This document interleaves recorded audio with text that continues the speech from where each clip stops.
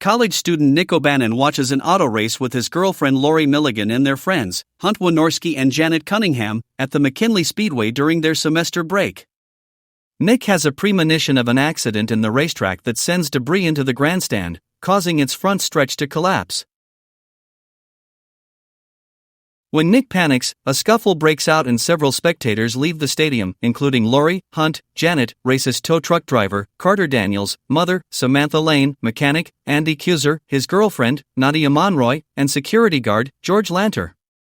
As Nadia berates the group, a stray wolf flies out of the stadium and decapitates her. On one of the nights following the accident, Carter drives to George's house to burn a cross on his lawn, blaming him for preventing him from saving his wife, Cynthia, at the speedway. A gust of wind dislodges a horseshoe onto his tow truck's radio, turning on War's famous song "Why Can't We Be Friends," and causing his truck to drive by itself. As the towing chain unravels onto the road, Carter trips and gets caught, dragging him down the street. Sparks ignite the chain and trigger an explosion that kills him. The next day, Samantha is struck in the eye by a rock launched from a lawnmower as she leaves a beauty salon, killing her. After learning of their deaths and similar disasters parallel to the speedways, Nick is convinced they are being targeted by death. He and Lori return to the speedway with George's help to find the next survivor, Andy, who is killed the next day when a carbon dioxide tank launches him through a metal grid fence at his mechanic shop. After Nick predicts that Hunt and Janet's deaths will involve water, George and Lori narrowly rescue the latter from a malfunctioning car wash. However, Nick arrives too late to save Hunt, who unintentionally activated a country club's pool drainage system and ended up being disemboweled by the drainpipe. 4 days later, Nick sees a news report revealing that another spectator, Jonathan Groves, survived the speedway accident.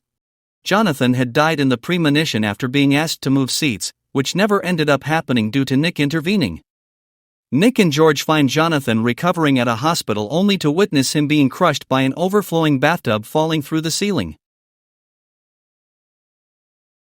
As they leave, Nick has another premonition of a multitude of explosions at the mall that kill Lori and Janet.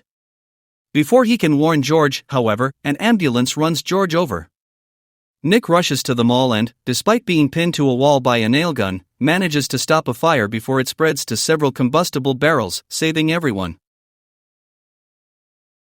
2 weeks later, Nick, Lori, and Janet meet at a cafe to celebrate. As they converse, however, Nick begins noticing more omens and realizes the series of events since the speedway accident was orchestrated to bring them to this moment. Just as he realizes this, a loose scaffold outside collapses on the road, forcing a truck to swerve and crash into the cafe, killing all three.